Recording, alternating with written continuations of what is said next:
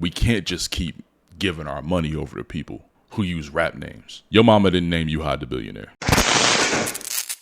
This first video that we're going to get into comes from Tony the Closer. Now, just in case you don't know who Tony the Closer is a social media influencer who's been on a crusade to rid the world of scammers. Whether it's crypto scammers, real estate scammers, credit repair scammers, he is on a crusade to rid the world. Now, I don't agree with everything Tony the Closer does.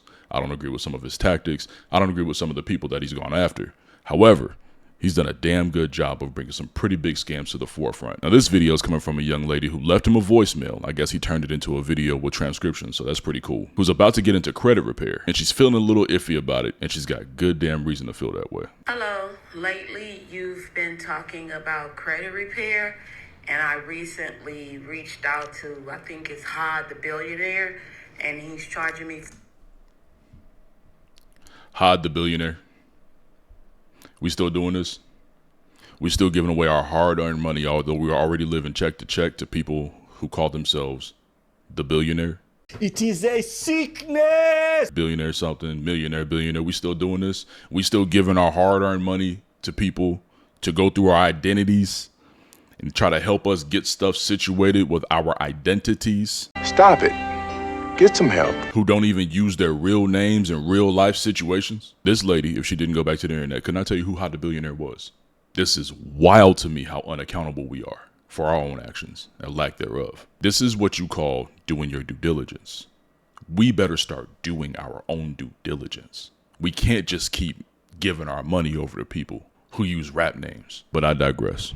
Let's listen to the rest of the video. $1,500 to clean my credit. So are you saying that cleaning credit is a scam? Jesus. That I can do it myself? I'm just trying to understand before I go through with that.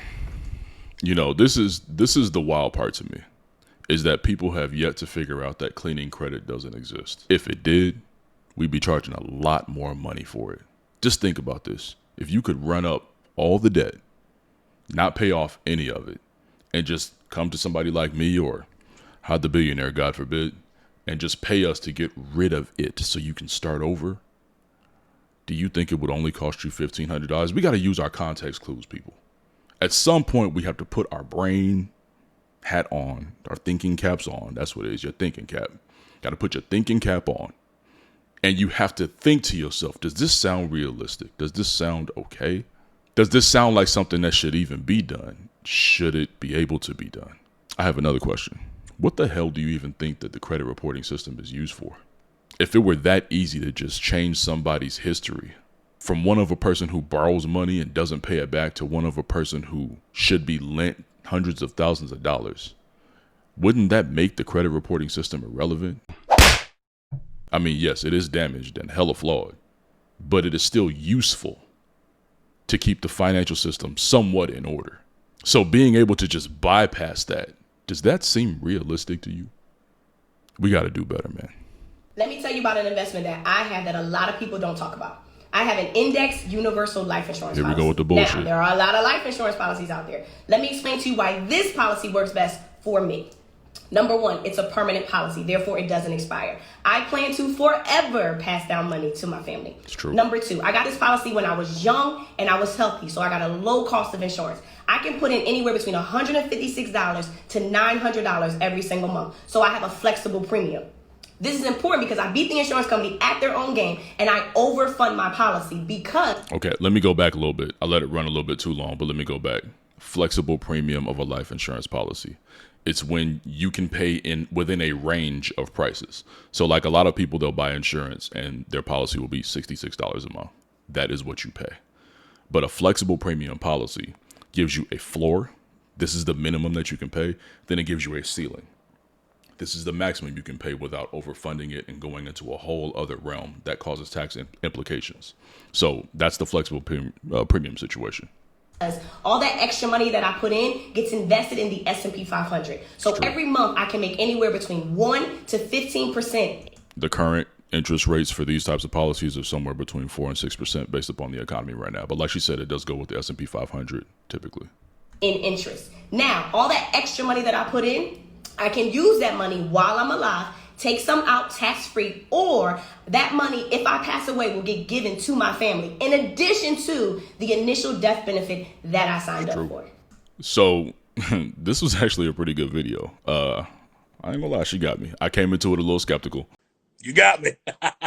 Usually when you see videos like this, they are full of salacious information, full of pipe dreaming, all this other BS, right? Because you could just go get a universal life insurance policy. Then you borrow all the money out of it. Then you go get some real estate and open up a Turo business and do an Airbnb. Like, that's usually what you hear when it comes to this particular type of information. But she was very realistic and gave a lot of facts that came along with it. It's a short video. She could have expounded a little bit more, but for what she gave, it was realistic information. Like I said, when you overfund a life insurance policy, you don't want to go too far over, because then you enact what's called, was it a modified endowment clause? I believe it is. I sold life insurance for 15 years, but this is a lifetime ago. A modified endowment clause basically opens you up to hellified tax implications that could really cause some havoc for you financially. But if you are funding this thing properly, even overfunding it properly, what you can end up doing is building an investment for you and your family that can go far beyond the face value of that life insurance policy. For instance, you buy a life insurance policy for $150,000. You end up investing in that policy for 30 years, an additional $100,000. Now your family gets paid out $250,000 at your death, plus whatever interest it was able to accumulate during your payment period of that policy. It's phenomenal, should it be used properly. So I like this video a lot, man. This is a good one. Using AI to fix your credit for free, step by step. All right, let's see what these steps are.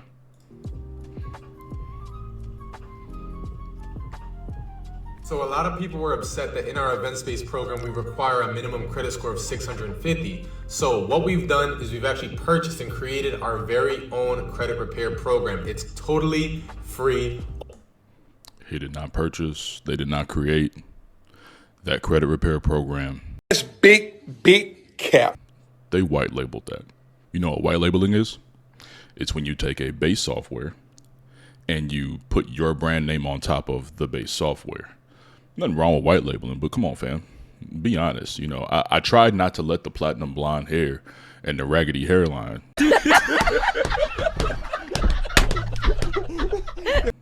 take me anywhere. But come on, fam. All you need to do, it's 2 simple steps. 1, hook up your credit report. 2, let the AI do the rest, and it'll begin deleting negative items off your credit report. You don't. No, God! No, God, please, no! No! No! No! Oh! Hey, man, I didn't see that one coming, but I guess we still doing this shit.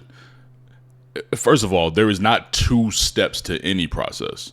Ain't no just hook up your credit report, and watch the AI start deleting items. The AI don't delete a damn thing. The AI will hopefully, at least with this particular software, go look through your credit report, find the negative items, and then utilize some sort of template, because this is a templated DIY credit repair service. There is no mistaking that. So there's not a whole lot of AI involved, except for the fact that it will read the credit report and decide what dispute to send with it. Other than that, you're going to get a templated dispute with this software. Now, to address the deletions factor, these softwares don't have the power to delete anything. They're just going to send in a request for investigation or reinvestigation into the items to see if they are being incompletely, unfairly, untimely, inaccurately, or invalidly reported. Invalid, I don't think that is even a word. But if they're not valid while being reported, the FCRA and FDCPA only allow for the investigation of the items on the credit report. They do not delete anything. Matter of fact, let's check out Rapid Repair AI. Let's see what they're all about. And the very first thing I do when I go to one of these pages is I see what they classify themselves at. Now, this gentleman just told you that all you got to do is hook up your credit report and let the AI start deleting items, right? Which would qualify as fixing your credit. Now, this particular disclaimer says, important in all caps. Rapid Repair AI is not a credit repair service organization. We do not claim to fix your credit, as we are a self-help software. You know what they do claim to do? They claim to write the letters for you and let you print them out so you can mail them. That's all any credit repair professional or self-help DIY system should ever claim to do when it comes to credit repair, is get you the letters or send the letters on your behalf to investigate the items on the credit report that you have in question. This gentleman, should he have created this software, should know these things. I sentence you to 500 lashes. He don't know nothing. You don't have to pay no credit repair company. You don't have to go to no consumer law attorney. You don't have to do none of that. If the vehicle is in your personal name, you cannot write it off on your tax. This grinds my gears because literally in the IRS tax code, you can see it states that the IRS does not care whether the vehicle is in your personal name or your business name in order to write it off on your taxes. All the IRS cares about is, do you plan on using the vehicle at least 50% for business use? Facts. If that is the case, you get to write off that vehicle as a business vehicle. The IRS is not concerned about whose name the car is in. The IRS cares about what is the primary use for this vehicle. And if it's 50%, then you get to write off 50% of all expenses associated with this vehicle. So that's 50% of the interest on your car note, or 50% of the lease payment, or 50% of the gas, 50% of the repairs, right? You get to take... Look, as long as you got documentation, and I should have let him finish the video, as long as you got documentation for all of the repairs, all of the gas, all of the maintenance, the car washes, as long as you kept track of the mileage, as long as you have full documentation showing that this vehicle is in fact being used for the primary purpose of business services, you should be good to go. The percentage use that you're using this vehicle for, and you can write it off on your taxes. Facts. I got no issue with this. Cofield came with a hitter right there. All right, y'all. If you liked the collection of videos that I put up today, if you like the way I explain the videos, please leave a like, comment, subscribe, hit that notification bell so that you get notified every time I drop a new video. I'll do more like this if you guys want. And if you do want me to do more like this, feel free to email me at justj@jwoodfin.com. Any links to any videos that you find on Facebook, Instagram, TikTok, YouTube, and I'll gladly go ahead and give you my thoughts on those videos. Other than that, I want to let you guys know how much I appreciate you, because I know that you guys can go thousands of places on the internet to get your credit information, but you're here with me. Be blessed.